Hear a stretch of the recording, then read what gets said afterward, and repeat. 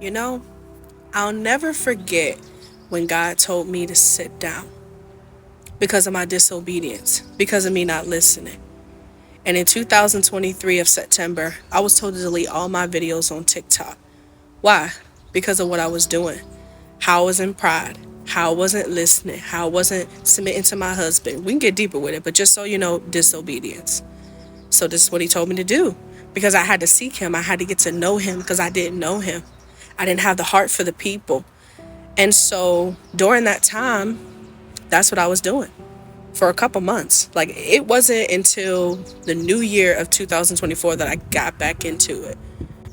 But one thing I want you guys to get from this video is I could have let shame keep me away from being used by God.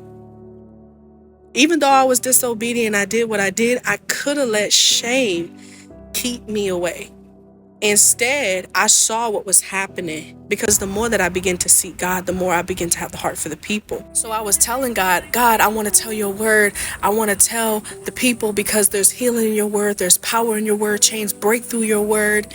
And the desire just grew as I began to see God more during those months. And so that's when God said, okay, it's time to get back in. And so I started making videos. I started going live. I started ministering, started speaking life. And now God is using that and people are being touched. And it's truly amazing.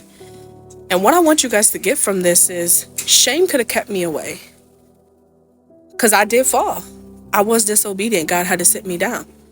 But I didn't let that stop me from being used by God. I continued to keep going. And when he said it was time to get in, that's when I got in. But there's a lot of you, God is telling you to get back in. God is telling you to start your music again. God is telling you to get back into the ministry, get back into doing what I said. But because of that shame and you falling, you don't want to do it. You rather just stay sitting down because you feel like you deserve it. But let me tell you something. It don't matter what you've done. It don't matter what happened. You are forgiven and you need to get back up and go and do what God called you to do. Don't let that shame keep you down. You may be like, God, put me in. Put me in. I'm ready. I'm ready, God. If you saying it, I'm going to do it. Because that's what I had to do. You understand what I'm saying? So I just want to tell somebody that it's time to get back in. That's what God is telling you to do.